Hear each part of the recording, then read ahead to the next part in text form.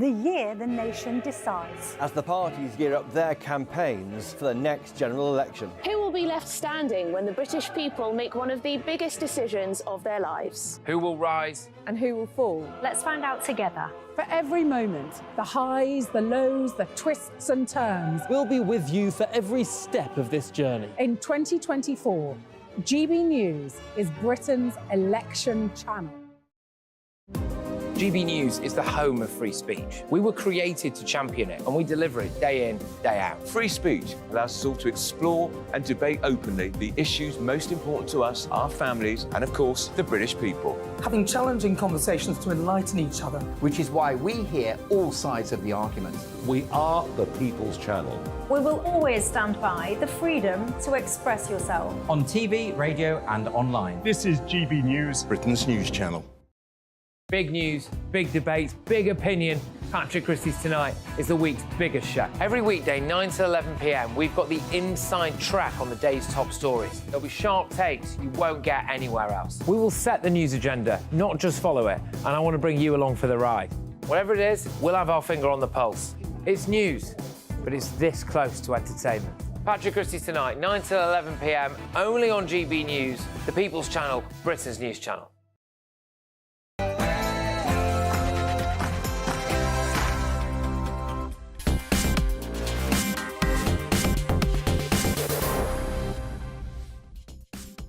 On the day that over 450 young men crossed the English Channel, there's a parliamentary battle going on to get the Rwanda bill through. But will it actually bring any solutions? Is there really an end in sight to the migrant crisis? Plus, a surprising 20% of our serving police officers say they want to quit within the next year or two. What on earth's going wrong? And could we possibly try to turn this around? And we'll discuss reaction, fallout to the Trump interview, in particular, what he had to say about NATO and why the BBC have not chosen to talk about it at all. Quite extraordinary. First, let's get the news with Polly Middlehurst.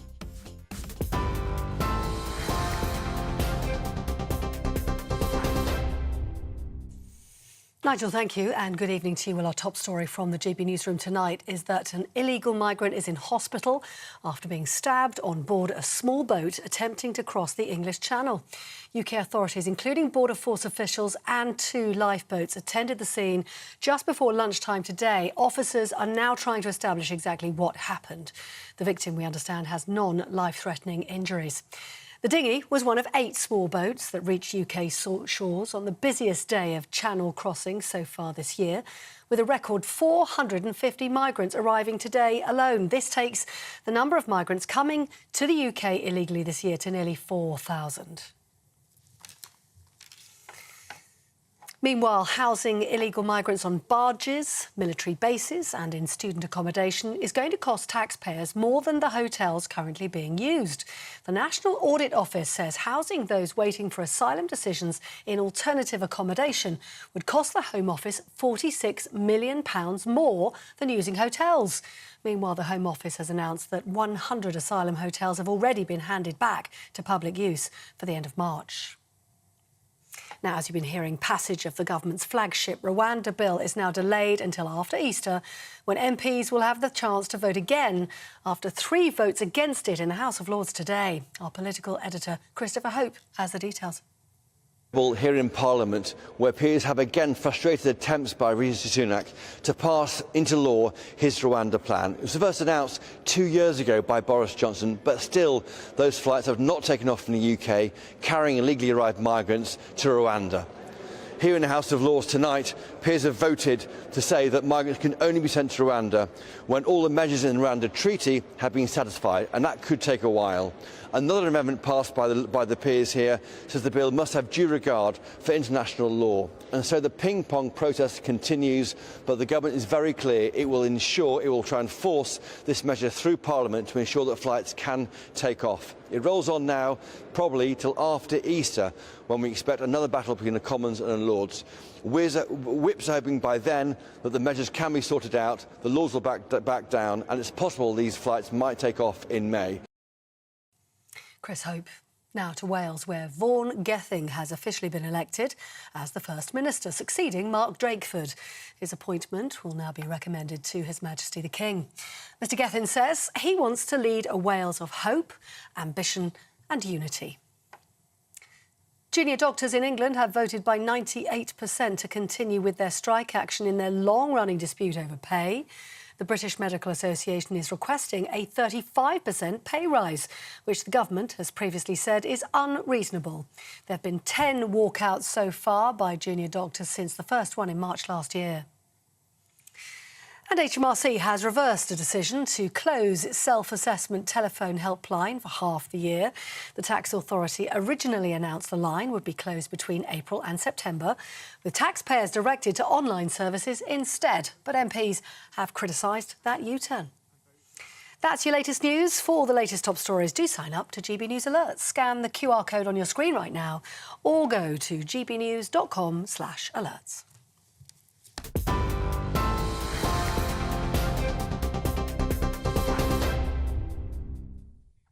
Good evening. Well, it's from Mar-a-Lago to the English Channel. This subject of people crossing the channel in dinghies that I did so much, I believe, 3 years ago, to wake people up to.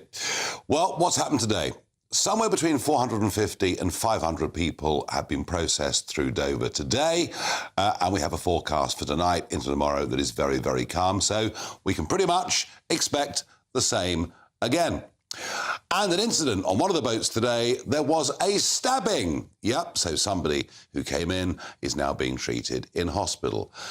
And of course, all these young, undocumented males, there are clearly some very, very bad people among them who will do our country great harm. But one piece of good news, the government tells us by the end of March, over 100 of the hotels that have been requisitioned will now be back for use in local communities. Well, on the face of it, that's great news because the daily bill for putting these people up is now running at £8.2 million. Trouble is, the National Audit Office have confirmed today that the use of former RAF bases like Wethersfield, Scampton, the use of private accommodation that increasingly is being used as well, that actually the bill for all of that is going to be even bigger than the bill for the hotels. And as we speak, there is a game of parliamentary ping-pong going on in Westminster where the House of Lords again are rejecting much of the government's Rwanda bill, and this debate within the House of Commons is really coming to a head. But even when, and I say when because ultimately the House of Commons can overrule the House of Lords, even when the Rwanda bill becomes the Rwanda Act, I still don't think we're going to see flights going to Rwanda. And I say that because the judiciary, the legal system, our signatory to overseas conventions and treaties is going to make it, I think, legally all but impossible. Maybe I'm wrong. You tell me, is there an end in sight to the migrant crisis? Give me your thoughts, farage@gbnews.com, because I don't think there is. I think there'll be tens of thousands more that will cross the English Channel this year. And the French undoubtedly have geared up their operations. They're using drones in the riverways. They're stopping a lot of boats on the beaches. But you think about it. You know, there's over 100 miles of French coast that they've got to protect. Very, very determined traffickers, very determined young men wanting to get to England. A number will always still get through. Let's go straight to the Palace of Westminster and join GB News' political editor, Christopher Hope. Christopher, I mean, in brief, the House of Lords are just sending everything back to the Commons again. Yeah, I mean, in brief, that's what's happened. So far, we've done 4 votes in the House of Lords. They've all been reversed by majorities of between 30 and 45. These are attempts by the Commons, as we know, on Monday have said we reject all of your attempts to weaken the Safety of Rwanda bill. The peers are saying, well, I'm sorry, back with you to the MPs. And we expect now, looking at the pattern of voting, that all 7 will be lost tonight by the government. And that means it goes back into the House of Commons, maybe as soon as next week. I fully expect expect this to be resolved now after Easter. I've been told by senior people in the Whip's office that in the week starting April the 15th, that's the week when it'll be when they are hoping that the House of Lords will cave in after 3 of these iterations of so-called ping pong and accept that the Safety of Rwanda bill is going to become law. At some point, MPs, the elected MPs, exert their democratic legitimacy over the House of Lords. It's unlikely to go as far as the Parliament Act, delaying it for a year. But what's happened is this is delaying this bill becoming law. And as you say very clearly, Nigel, lawyers are sharpening their quills, getting ready for the next stage in this, which is once it becomes an act, the Safety of Rwanda Act, they will then try and remove a cohort of 200 or so legally arrived migrants from here to Rwanda, and that's when the lawyers get involved and a whole new battle takes place in the courts. Is there a chance here, Chris, that, this is the stated government policy? They've really hung their hats on this in terms of the next election in many, many ways. It's the most prominent of Rishi Sunak's 5 pledges. With the Lords rejecting this again and again, are the House of Lords playing party politics? I think it's Parliament. It's what we have here in our country. We don't have an elected second chamber. We don't have senators who then could be at odds with MPs. The House of Commons is the primary house. We have a revising chamber, which is unelected, full of peers. At some point, they have to fold. Normally, they will fold after 2 or 3 attempts, iterations of ping pong. In extreme cases, it can be a whole year until that happens. But I don't really expect that. I think whips tell me pretty confidently this will be law by the end of the 3rd week of April, and then this target of getting these flights taking off for the PM will happen in May. For the PM himself, he's had his own dramas here with a meeting of the 1922 committee of backbench Tory MPs. He was very, very firm with them, saying that people saying that there's maybe as many as 40 letters of no confidence in him. He said he's very clear, saying they're undermining you as colleagues, not me on my own. All of you are being undermined by these noises off about leadership. Having said that, it is very clear to me that behind the scenes, MPs are moaning and moaning and moaning about Rishi Sunak. They won't tell him in public because that's not what Tory MPs do, Nigel, as you well know. Behind the scenes, though, they're very, very upset, very unhappy. The question is, what can happen next? Yeah, well, who knows? Chris Hope, thank you very much indeed. Let's go to Mark White, GB News' Home and Security Editor. Mark, a stabbing on one of the boats. Have we heard of these incidents before? Yeah, we have, actually. It might come as a surprise to many people, talk of a stabbing on board a boat, but actually there are increasing levels of violence, particularly on the French side of the Channel. And what's been happening is that over recent months, increasingly, numbers of migrants who just don't have the money to buy a ticket through the proper people smuggling channels try to muscle their way onto the boats as they take off from the French shores, and then they come face to face with the gangmasters, the people smugglers, who mete out their own form of justice, and that can be often quite violent. There have been a number of incidents in recent months where some bodies have been found on the beaches of northern France, and the working theory is that that has been as a result of an altercation trying to get on a boat and meeting with a violent response from those criminal gangs. They don't mess about, so it's perfectly possible that this individual, this man, may have received those stab injuries as he tried to get on this boat. Clearly, he's now been taken to hospital here in the UK. His injuries, we're told, are not life-threatening.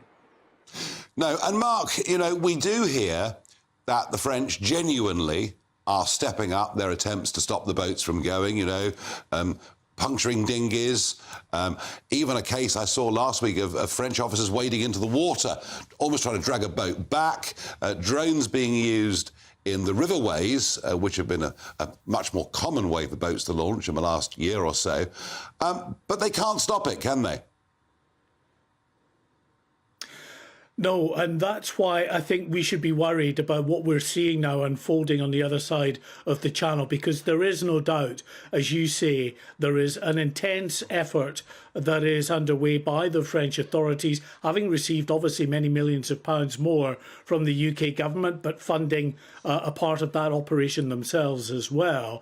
But they have a huge stretch of coastline. Having said that, though, you know, they are evident on large stretches of the coast. But the thing I think that's worrying is, despite this clear increased French police presence, we are still getting numbers of boats that are making it across the channel that are now exceeding last year's number. Now, the government trumpeted the fact that the number of migrants who'd come across last year was down 36%. We said it was more to do with the weather. They argued that actually it wasn't the weather as much the same last year as it was the year before. Whatever you believe, the fact is this year already the numbers who are coming across are up by about 500 on where they were at this point last year.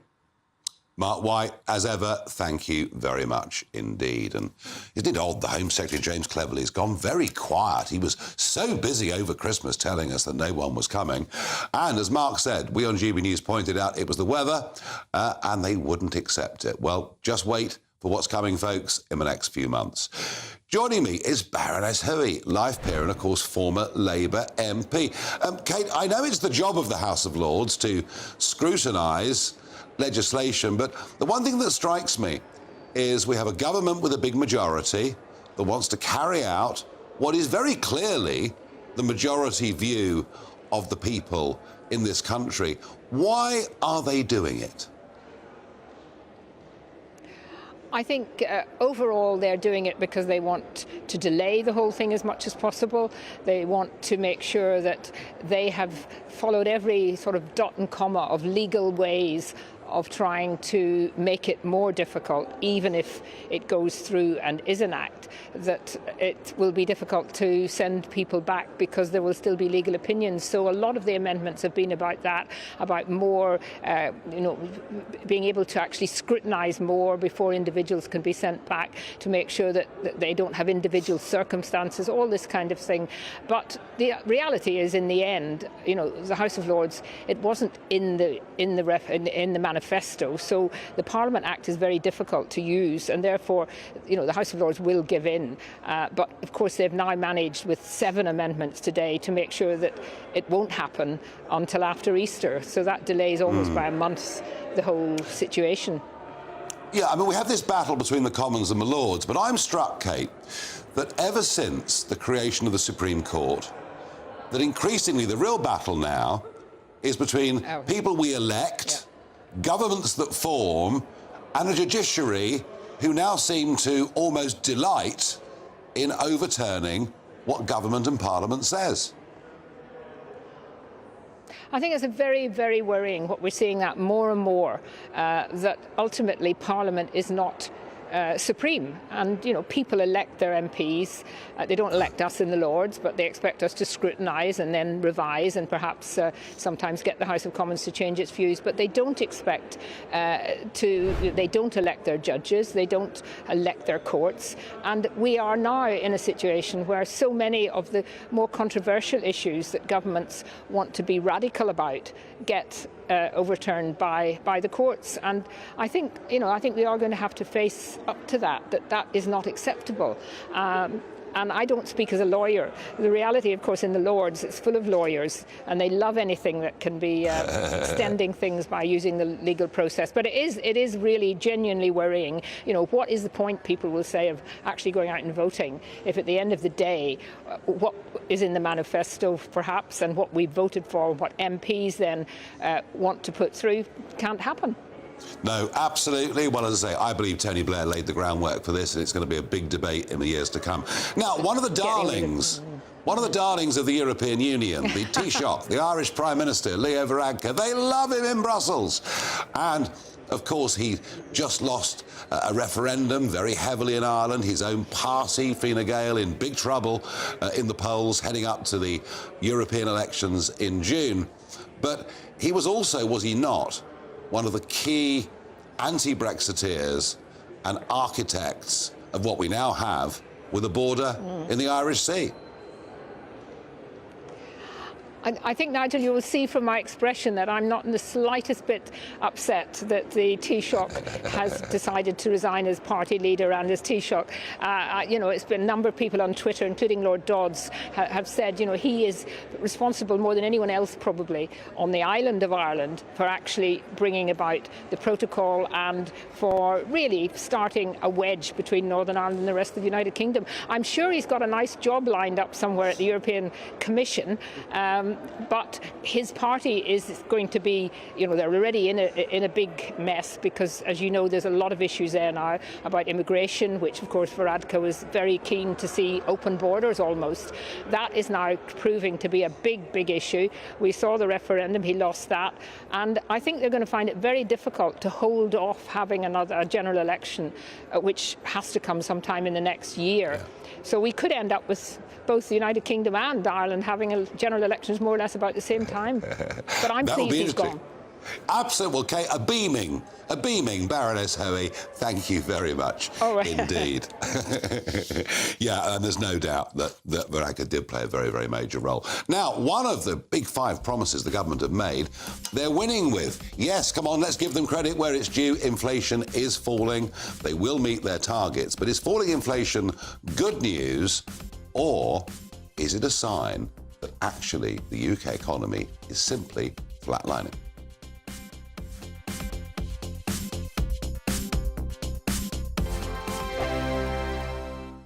Headliners. Tomorrow's papers tonight. Every night from 11 p.m. Welcome back to Headliners. And Paul, we're going to get straight into Monday's mail for some good old-fashioned, traditional male breastfeeding.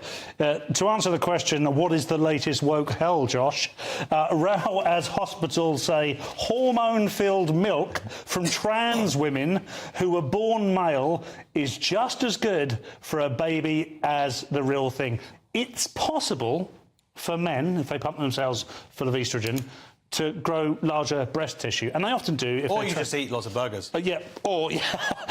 Exhibit A. And once you've done that, it is actually then possible to express or lactate a liquid. Okay. If to that liquid you then add another load of pills, medication, chemicals, whatever, that lactation juice can be fed to a baby. We don't really... This is not for the sake of the baby. The baby has no benefits from this whatsoever. The studies are very weak on it.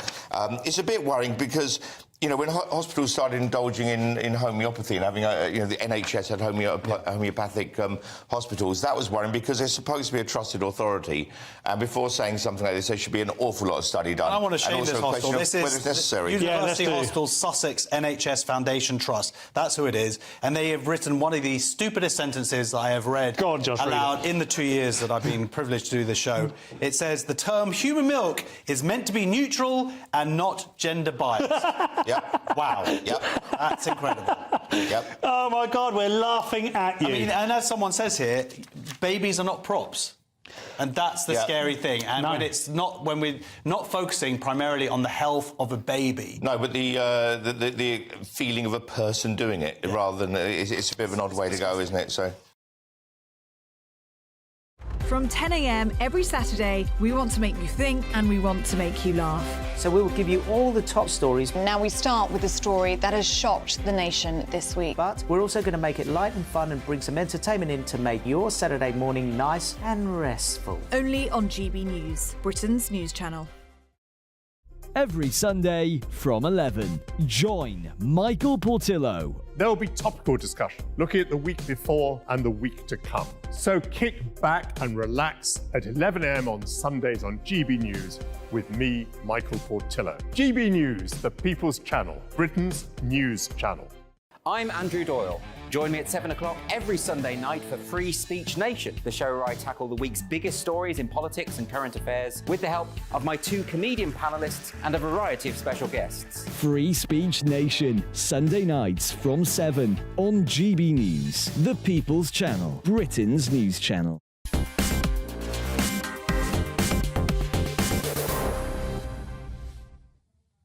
Well, I ask for your thoughts. Is there an end in sight? Will when the Rwanda bill finally goes through, will the boats start taking off for Kigali? Pete says the Rwanda bill won't work. I can't see the flights ever taking off. The solution is to send the boats back to France and let them deal with the problem. Stuart says, and I do agree with this, democracy is carrying out the will of the people.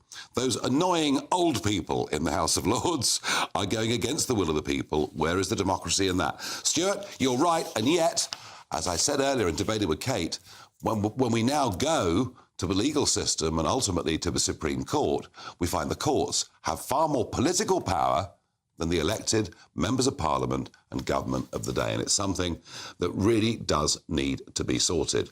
Now, one of the key 5 tests was, of course, a big halving of inflation. Liam Halligan, GB News' economics and business editor, joins me. This was one of the 5 pledges that everyone at the time thought they'd meet, because inflation had peaked anyway, hadn't it?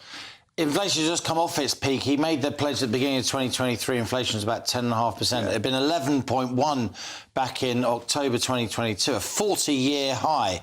But they thought it would be easy. In the end, inflation has come down throughout 2023, and there's a new figure out today, which we'll talk about. But things don't happen in a straight line, and there were little moments when it looked as if he might not make it, but he has made. He's well under 5%.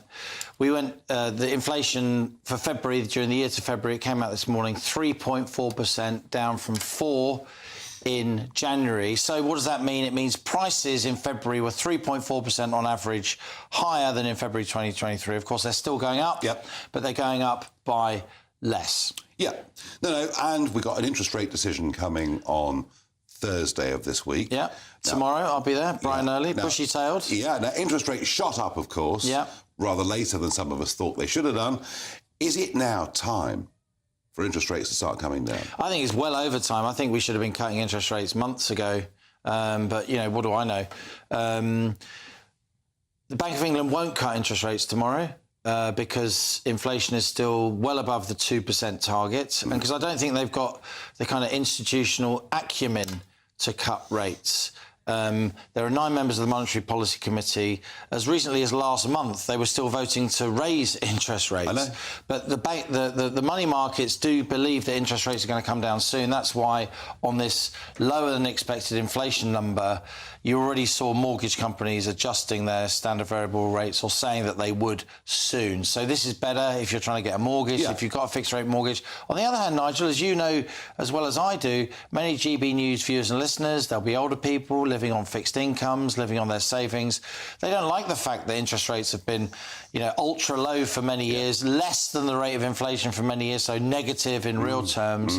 They like the fact that interest rates are now 5.25% and inflation is 3.4% because, you know, for the first time in a long time, they're getting a real return on their savings. And we're meant to be encouraged to save in this country. We may well head down to 2% inflation. I think we will quite soon, and then that's why the Bank of England will again be way behind the curve. But what's mad about this is it seems that the Bank of England is judged purely on the inflation figure. There's something out there called growth. And I'm just wondering, Liam, is inflation coming down also a symptom that effectively the UK economy has flatlined for the last 2 years? Yeah, we've barely grown. I mean, in per capita terms, we've shrunk for the last 6 quarters, which is unbelievable. What does that mean? What's that mad bloke on the telly talking about? What I'm saying is GDP is the sum total of goods and services produced in the economy each year. GDP per capita is just that amount per head. It's a very rough and ready but a good definition of living standards. Our living standards have been falling in this country, not least because the population has been rising so rapidly. But look, in these numbers today, in these Office for National Statistics numbers, the headline number that we'll all read about is for 4 to 3.4%. Within that, a couple of things I just wanted to highlight, if I may, that I think GB News viewers and listeners will find interesting. Food inflation is now at 4.5%. So it's still higher than actual inflation, but a year ago it was 19%, a 45-year high. Shoppers know that food prices are still going up, but they're going up now a lot less quickly than they were. Petrol prices, February 23 compared to last month, they've actually gone down. Petrol is 4% cheaper than February a year ago. Bear with me. Diesel is 11% cheaper than February 12 months ago. But in the last couple of weeks, of course, petrol and diesel prices have been nudging back up. Again, taxi drivers watching GB News, you can stop shouting at me now. I am also a motorist. Why is that happening? Because the oil price has been ticking up. And I don't want to be a moaning Minnie. I don't want to be some kind of, person putting a downer on this, generally good news for the economy, because when inflation comes down, more investment, interest rates will come down, more growth, more consumption, more feelings of prosperity. But my concern is that the oil price is creeping up. Wholesale gas prices are creeping up. That will feed into inflation. They're creeping up because of geopolitics, because of wars around the world. The Red Sea, the Houthis. All of that. The OPEC exporters cartel, they're pretty good at jacking up oil prices when they need to. And the Russians, who aren't part of OPEC, hand in glove now with the Saudis, jacking oil prices up. Oil prices, Nigel, you're an ex-commodities trader, up 11% in the last 10 days. That is not pretty. The Monetary Policy Committee will be looking at that too, if they've got any sense. Yeah, that is a real... I think what's happening in the Red Sea is a very real risk. Absolutely. This summer. Liam Halligan, as ever, thank you for joining me. In a moment, unbelievable, a survey showing that up to 20% of police officers have simply had enough and are on the verge of jacking it in. What on earth has gone wrong? But more importantly, what can we do to try and prevent it?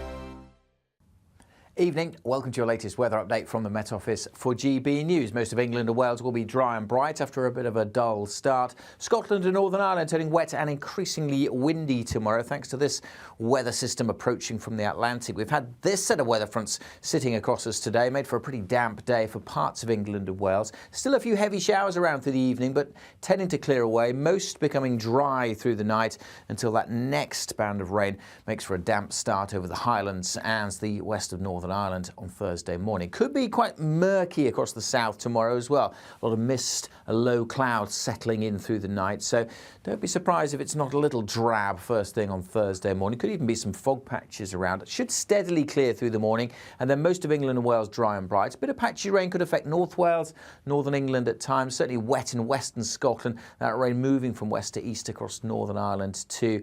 Brightening up perhaps across the far northwest, but it will be windy here, blustery conditions throughout and turning a little colder. Elsewhere, still pretty mild with a bit of brightness in the south. We could easily see those temperatures into the mid-teens once more.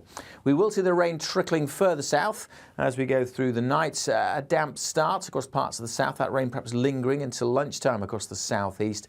Blustery showers coming in behind, particularly for Scotland and Northern Ireland, with some snow on the hills and a colder feel. It is going to turn chillier for all of us to end this week into the weekend. I'm Christopher Hope. And I'm Gloria Di Piero, bringing you PMQ's live here on GB News. Whenever Parliament is in session on a Wednesday at midday, we'll bring you live coverage of Prime Minister's questions. We'll be asking our viewers and listeners to submit the questions that they would like to put to the Prime Minister, and we'll put that to our panel of top politicians in our Westminster studio. That's PMQ's live here on GB News, Britain's election channel. Big news, big debates, big opinion. Patrick Christie's Tonight is the week's biggest show. Every weekday, 9 to 11 p.m, we've got the inside track on the day's top stories. There'll be sharp takes you won't get anywhere else. We will set the news agenda, not just follow it, and I want to bring you along for the ride. Whatever it is, we'll have our finger on the pulse. It's news, but it's this close to entertainment. Patrick Christie's Tonight, 9 to 11 p.m, only on GB News, the People's Channel, Britain's news channel. Join me, Camilla Tominey, every Sunday at 9:30 when I'll be interviewing the key players in British politics and taking them to task. This report basically says that he's not fit to stand trial. With an upcoming election looming over Westminster, now is the time for clear, honest answers. I agree. And that's precisely what I'll get. Is he indecisive? Incompetent? That's the Camilla Tominey Show at 9:30 every Sunday on GB News, the People's Channel, Britain's election channel.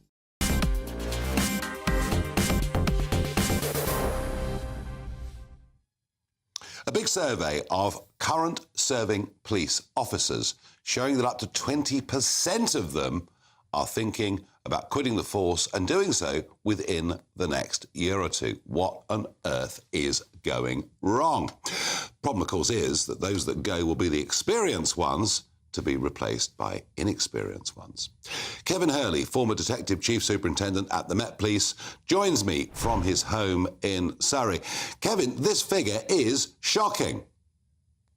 Really alarming. And Nigel, I come from a family of 9 Metropolitan Police officers.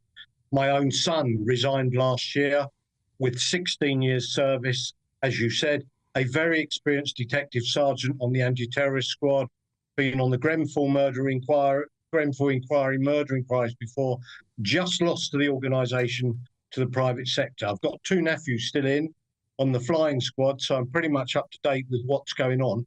But what can we do about it? I think it's already going a bit too far. The terms and conditions have really dropped off under Theresa May's, what I would describe as an attack on the police service, where their pay has really dropped off, spending power down about 22% on what it once was. Worse still, the golden handcuffs, which were once the excellent police pension, have been taken away, and the pension is now much reduced.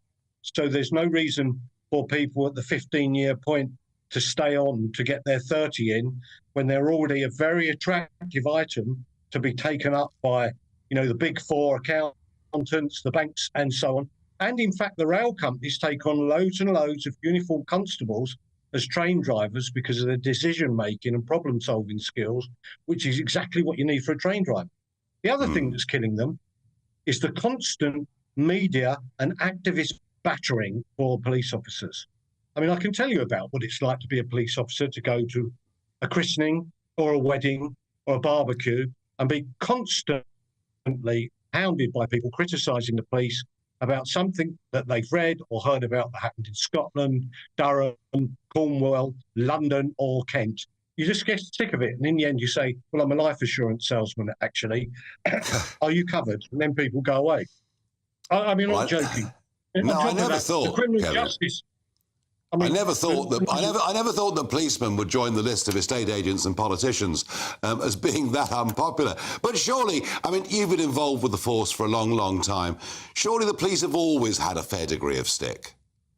No, I mean, you're correct. But, you know, the point about being in the police is that you're not there to be loved. You're there to keep the king's peace, if you like, enforce the law and stand between the bullies and the dishonest thugs and the innocent and vulnerable people. And that means necessarily you're not going to be liked by everyone. But that's not the issue. What's going on now is this constant chip off the back of that one psychopath and the other, if you like, Tinder rapist. Everybody now thinks the police are kind of all like that.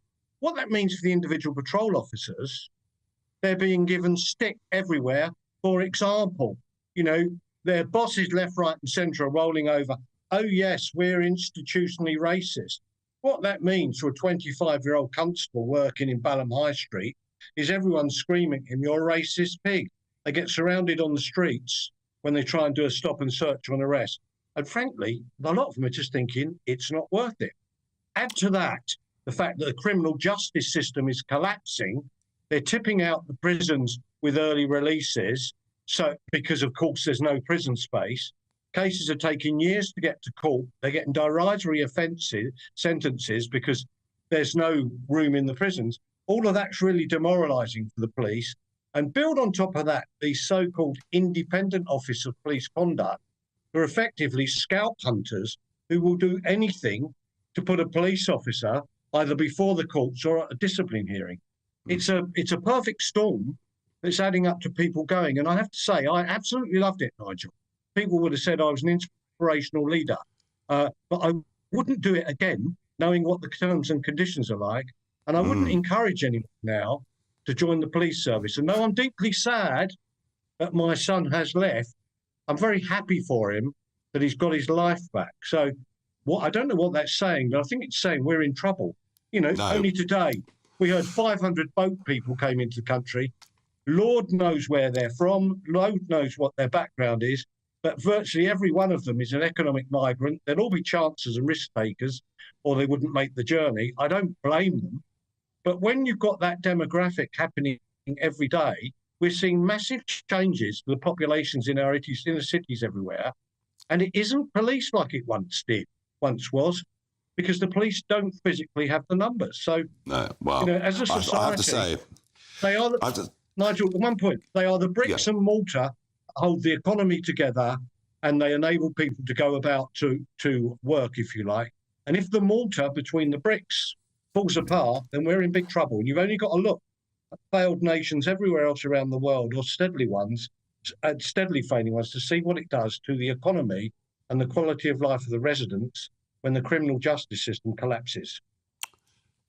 Well, Kevin Hurley, that was thoroughly depressing, but I think probably very realistic. Thank you. Goodness me.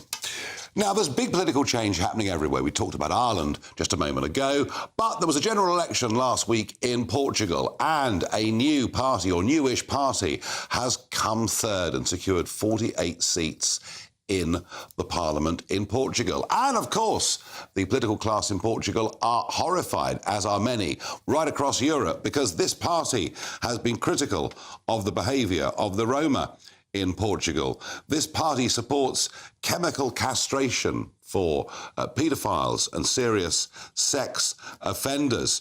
This party, of course, is far right. The BBC will tell you the party is far right. Well, why don't we have a chat with André Ventura, president of the Portuguese political party Chega, which is Portuguese for enough. And André, welcome to the show. And yeah, to come from nowhere and come third in the general election was a major, major achievement. But what is it about you that the Portuguese establishment really don't like? Thank you very much. It's an honor, and Nigel, it's an honor to meet you and have a conversation with you. It's a big honor for me. Indeed, only one small correction.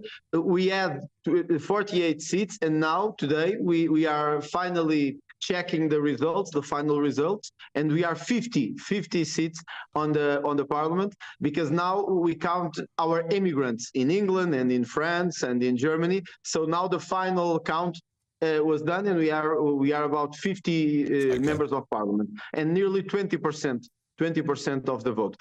They don't like, because it was the first time in Portugal that the party said that we can no longer be sustaining all these people living with the money of the workers, living off the money with the people who work. We have a lot of problems in Portugal of people who just don't want to work. They just live off the money of the people who works or worked in their lives.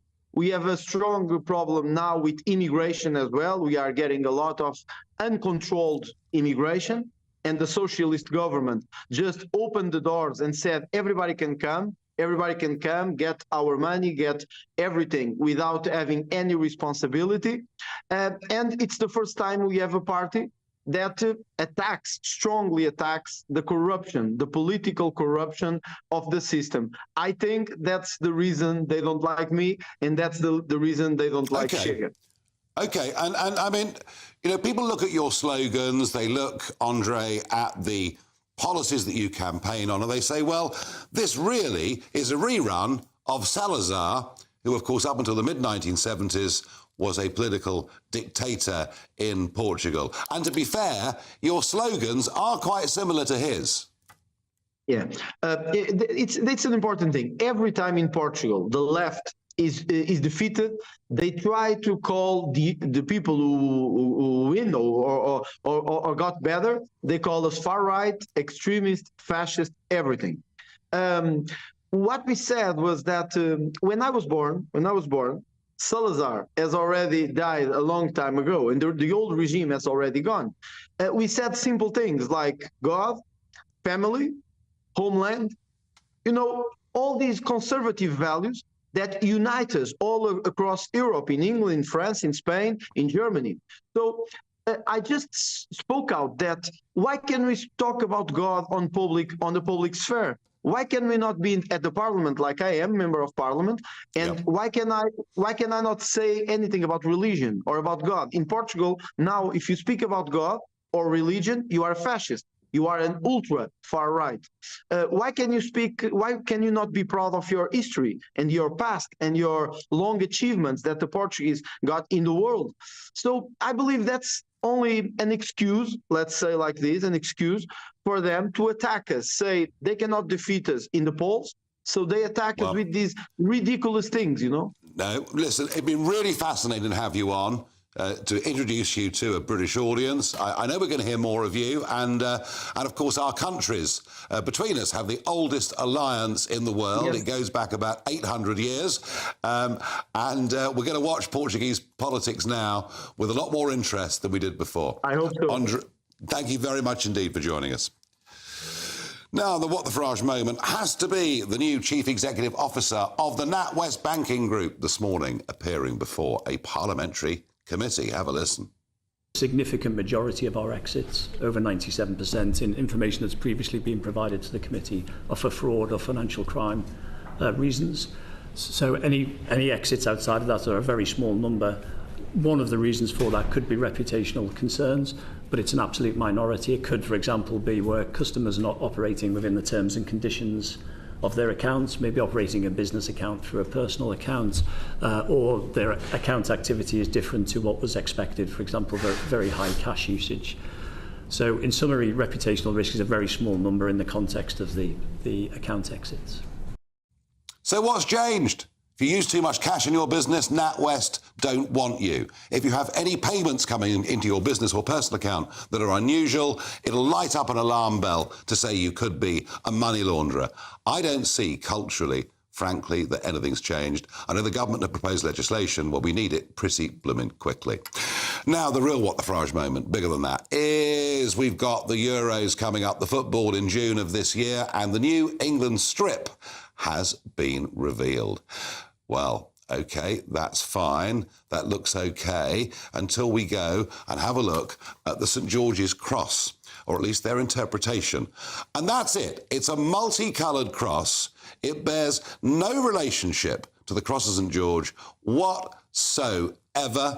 And if the England football team think that's acceptable, well, why on earth would you be apologetic about Englishness if you're going to play for England in the European football finals? I think it's an absolute joke. In a moment, let's talk about Trump and the 100% behind NATO if they pay their money. Why did the BBC refuse to mention that?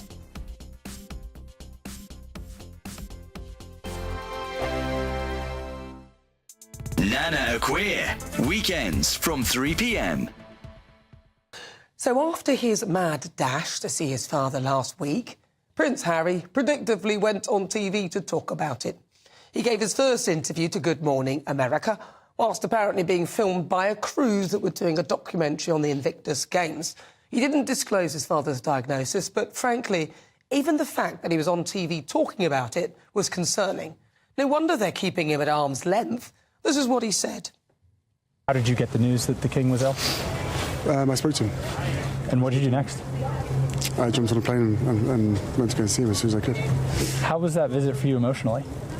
Look, I love my family. The fact that I was able to get on a plane and go and see him and spend any time with him, I'm grateful for that. An illness in the family can have a galvanizing or sort of reunifying effect for a family. Absolutely. Is that possible in this case? Yeah, I'm sure. Throughout all these families, I see it on a day-to-day basis. The strength of the family unit coming together. He also said that he loves his family, but then he said that he had his own family in America. So which family does he love? The late Queen's last few years of life were marred with accusations of racism, which Harry later backtracked on, claiming that they hadn't actually used the word, so inadvertently admitting to gaslighting us all. But the Sussex's stock is falling in the States, and the only thing that makes them interesting is their proximity to the royal family. And now the king is ill, Harry has even offered to muck in and take on official duties to help his father. Look, I want to see reconciliation and love and joy, but I'm afraid Meghan has yet to even speak to her father as far as we know, and Harry didn't apparently even reach out to his brother. Whilst his dad might fall for it, I doubt William will be as soft. Good luck with that, Harry.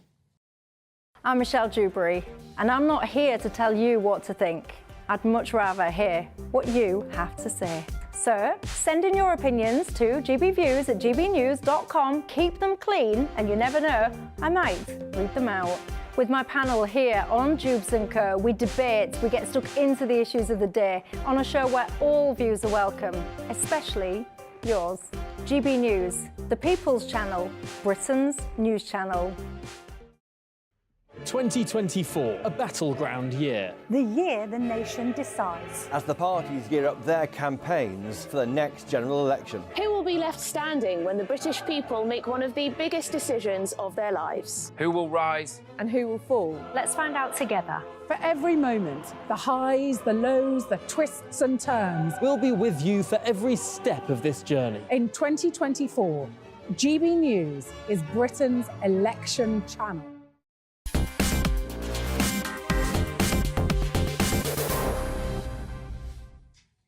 By far the most important part of the sit-down with Donald Trump was the thing about NATO. I've been telling you, everyone's been using it. America's going to leave. We've got to have a European defence union, and one possibly with military weapons. So I asked him, what happens if Poland is invaded? And just to remind ourselves, this is what he said. Yeah, but the United States should pay its fair share, not everybody else's fair share. No, fair enough. I believe the United States was paying 90% of NATO, the cost of NATO. It could be 100%.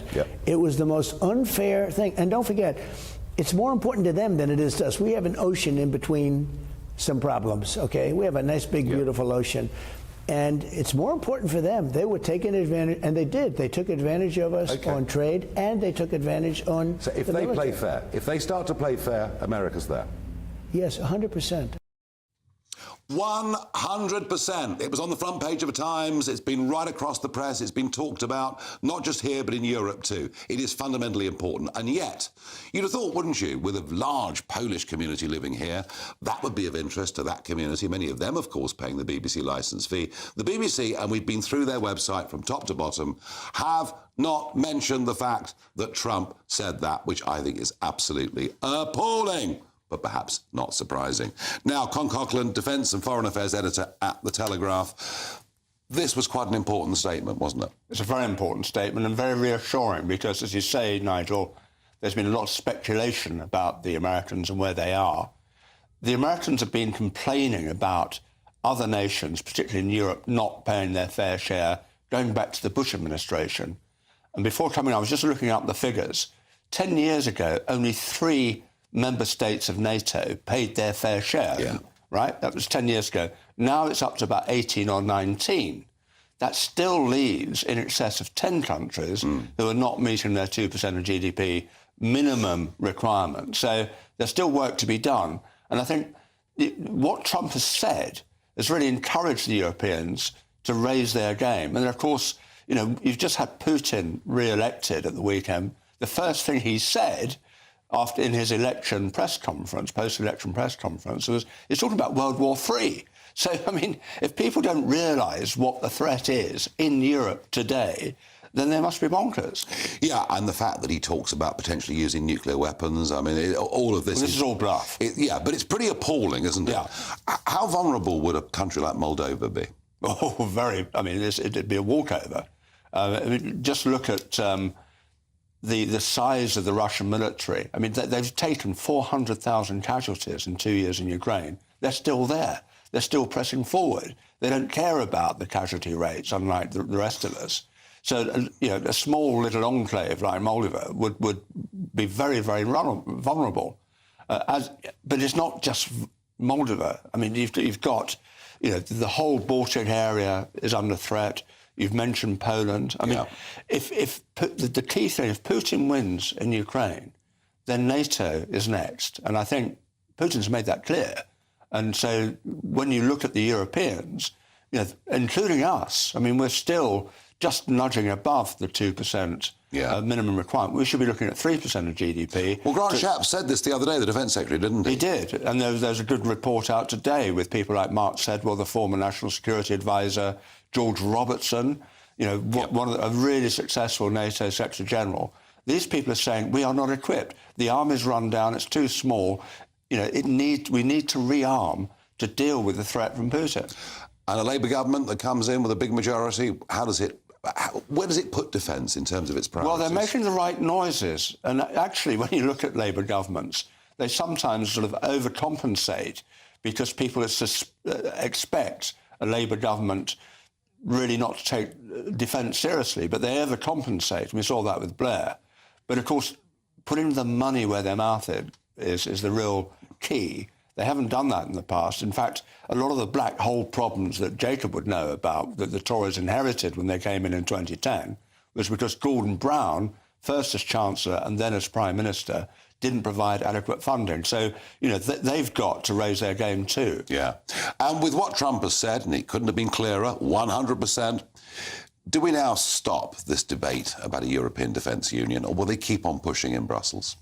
They will keep on pushing in Brussels. They will. And you've seen this with you mentioned earlier in your programme, the Houthi problem with the Red Sea. And the EU has put together a naval task force to rival what the Americans and British are doing.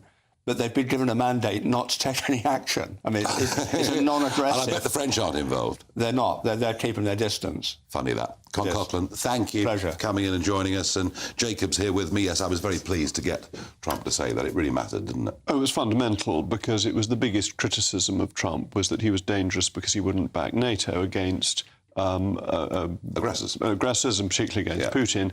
And he said, pay your fair share and I'm in. And as Con was saying, now 18 member states pay up, and he can point to that and say, actually, when I first became president, yes, I've done NATO a favour. Yeah, he did say that Stoltenberg liked him, the Secretary-General. Now, Jacob, you've been at the 1922 committee. I've been at the 1922. How are happy families in the Conservative Party? We are a nest of singing birds, to coin a phrase. What have you got? I must talk about Rwanda and the House of Lords obstructing the British people. Peers against the people never works for the peers. And I think in their arrogance and self-righteousness, they are overreaching. Jacob, I agree with that. But, you know, even when this legislation does go through, it'll then be the judiciary who seem to delight these days in overruling a government from an elected parliament. That debate's going to go on for many, many years. Well, enough from me. As you can imagine, I'm somewhat tired, and we'll be getting to bed relatively early this evening. See you tomorrow at 7 o'clock. Looks like things are heating up. Boxed boilers, sponsors of weather on GB News. Evening, welcome to your latest weather update from the Met Office for GB News. Most of England and Wales will be dry and bright after a bit of a dull start. Scotland and Northern Ireland turning wet and increasingly windy tomorrow thanks to this weather system approaching from the Atlantic. We've had this set of weather fronts sitting across us today, made for a pretty damp day for parts of England and Wales. Still a few heavy showers around through the evening, but tending to clear away, most becoming dry through the night until that next band of rain makes for a damp start over the Highlands and the west of Northern Ireland on Thursday morning. Could be quite murky across the south tomorrow as well. A lot of mist, a low cloud settling in through the night, so don't be surprised if it's not a little drab first thing on Thursday morning. Could even be some fog patches around. It should steadily clear through the morning, and then most of England and Wales dry and bright. A bit of patchy rain could affect North Wales, Northern England at times, certainly wet in western Scotland. That rain moving from west to east across Northern Ireland too. Brightening up perhaps across the far northwest, but it will be windy here, blustery conditions throughout and turning a little colder. Elsewhere, still pretty mild with a bit of brightness in the south. We could easily see those temperatures into the mid-teens once more. We will see the rain trickling further south as we go through the night. A damp start across parts of the south, that rain perhaps lingering until lunchtime across the southeast. Blustery showers coming in behind, particularly for Scotland and Northern Ireland, with some snow on the hills and a colder feel. It is going to turn chillier for all of us to end this week into the weekend. A brighter outlook with Box Solar, sponsors of weather on GB News.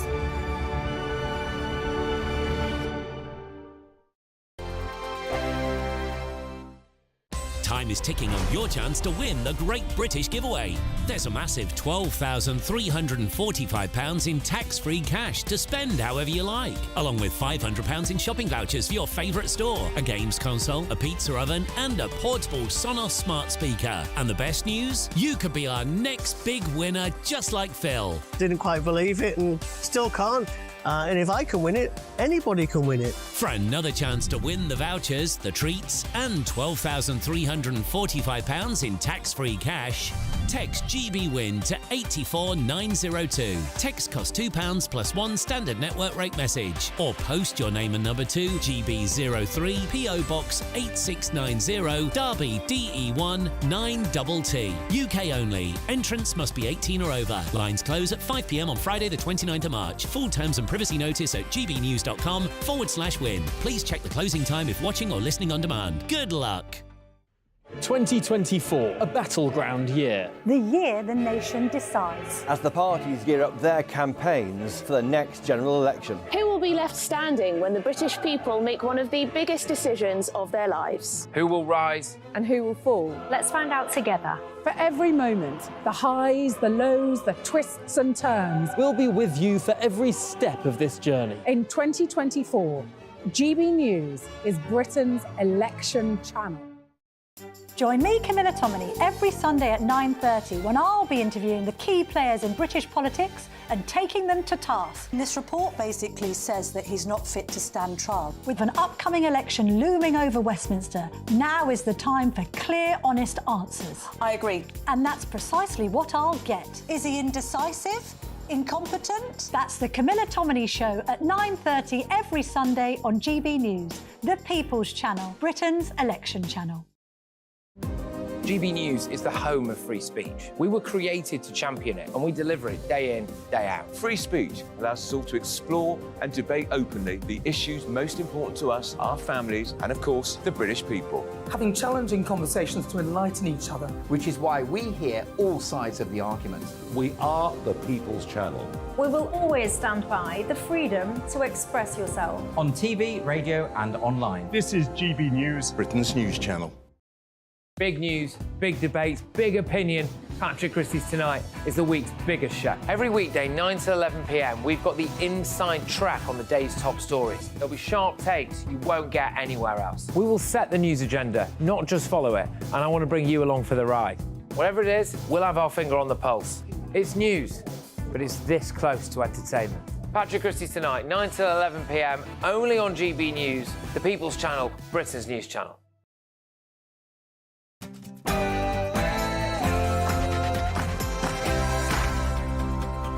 Hello, good evening. It's me, Jacob Rees-Mogg, on State of the Nation. Tonight, the House of Lords has determined the fate of the Rwanda